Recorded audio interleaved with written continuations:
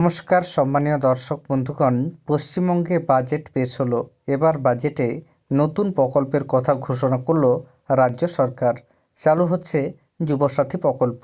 এই প্রকল্পে 21 থেকে 40 বছর বয়সী যুবক ও যুবতীরা প্রতি মাসে 1500 টাকা করে ভাতা পেয়ে যাবে।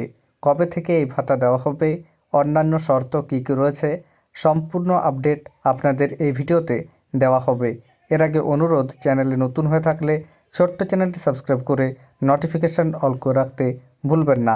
দেখুন এই বিষয়ে একটি প্রতিবেদনে কি কি তথ্য উঠে এসেছে। এবার যুবসাথী মাসে 1500 টাকা, বিস্তারিত কি বলা হয়েছে দেখুন।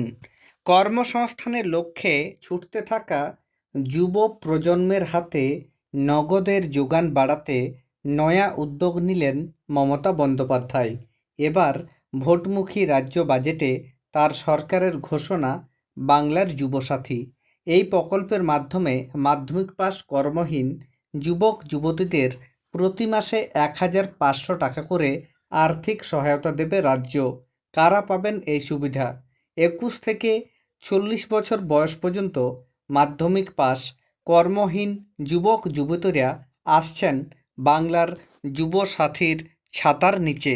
তাহলে বুঝতে পাচ্ছেন, 21 থেকে 40 বছর বয়সী ছেলে বা মেয়ে সকলেই এই প্রকল্পের সুবিধা পাবে। তবে তাদের মাধ্যমিক পাস হয়ে থাকতে হবে, পাশাপাশি কর্মহীন হয়ে থাকতে হবে।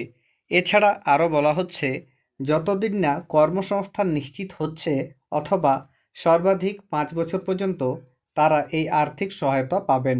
তবে যারা ইতিমধ্যেই কোনো সামাজিক সুরক্ষা প্রকল্পের আওতায় রয়েছেন, শিক্ষা সংক্রান্ত ভাতা বা স্কলারশিপ বাদে তারা এর সুবিধা পাবেন না।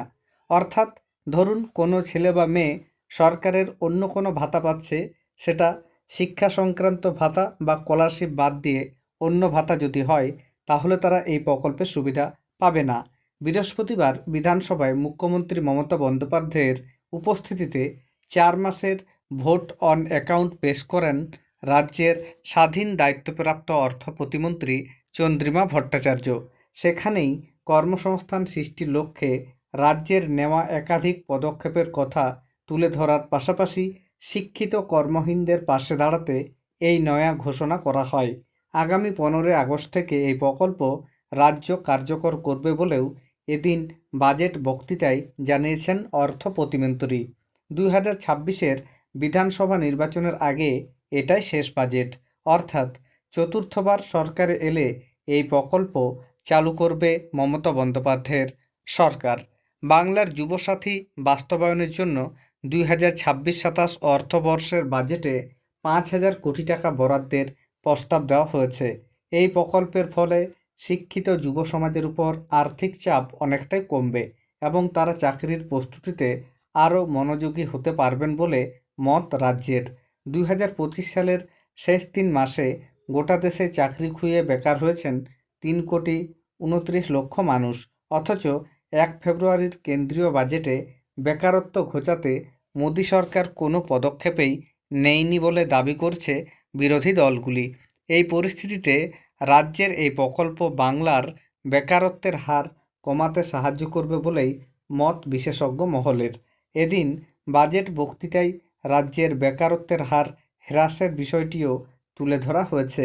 কেন্দ্রের periodic labour force survey report উদ্ধৃত করে বলা হয়েছে, 2017-18 থেকে 2023-24 অর্থবর্ষের মধ্যে বাংলায় বেকারত্ব কমেছে 45.65%। বাংলার যুবসাথীর হাত ধরে তা আরও কমবে বলেই এদিন দাবি করা হয়েছে রাজ্যের তরফে।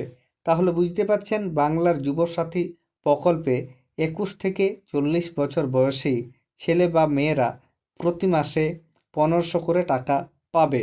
তবে সেক্ষেত্রে যোগ্যতা হিসাবে মাধ্যমিক পাস হতে হবে, পাশাপাশি বয়স হতে হবে 21 থেকে 40 এবং অন্যান্য কোনো সরকারি প্রকল্পের সুবিধা নিয়ে থাকা চলবে না।